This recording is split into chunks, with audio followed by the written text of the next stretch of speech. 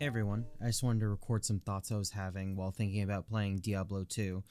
I have some gameplay in the background from my live stream that I did the other day, but during the entire time I played Druid because Druid's making a comeback in Diablo 4, and I thought why not stick to it in Diablo 2 and see what it's all about. And I really liked the gameplay.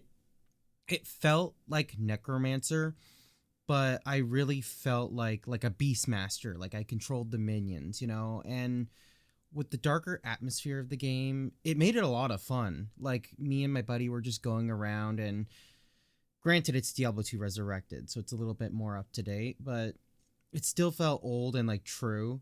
And a lot of the dialogue, while it was a little bit kind of like it was a little rusty around the edges, some of the characters' voice acting was amazing, and we were just kind of comparing Diablo 2 to Path of Exile and Diablo 4 the entire time. Like we would see like the scrolls of wisdoms and like the portal scrolls. But one thing we really liked about the game was you could go to the merchant and you could buy these tomes and you could put the scrolls in the tome. And so it kind of eliminated that problem of having to carry a bunch of them on you while still kind of incorporating like this cool little item. It felt kind of unique that like I had it. It kind of reminded me of like Escape from Tarkov, where you could get a bunch of keys, and I think there's like a key ring item you can put them in. And so little things like that, I felt like kind of like were nice little additions, even for a game such as that. And throughout the game, it like even though we had access to movement skills, it didn't feel like we were zooming everywhere. The game felt just slow enough to where it felt like it was a slight challenge later on.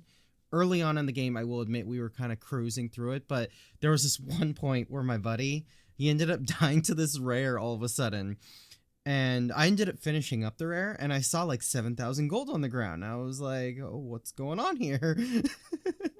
And I ended up picking it up, and we realized that when you die, you leave behind your corpse, and you leave behind all your gold as well. We were kind of surprised by that because we thought, well, if your gold drops, maybe your items drop as well too. So I thought it was just a really generous gold drop from the enemy, but it wasn't the case. But yeah, it's like little things like that. They're not necessarily good things that happen to you as a player, but they make a fun and interesting story. Like we were laughing about it, and he was teasing me that I was like stealing from him. And then we went back to town, and there's this gambling vendor, and I'd gotten really lucky earlier with an incredibly awesome rare shield.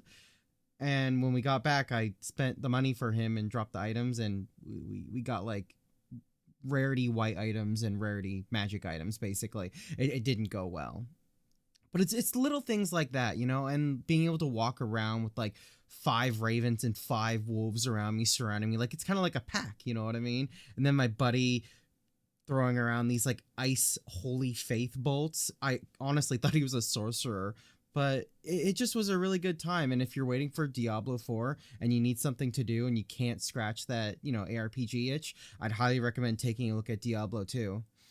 But that's enough for me. I hope you have a good day, and I'll see you next time. See ya.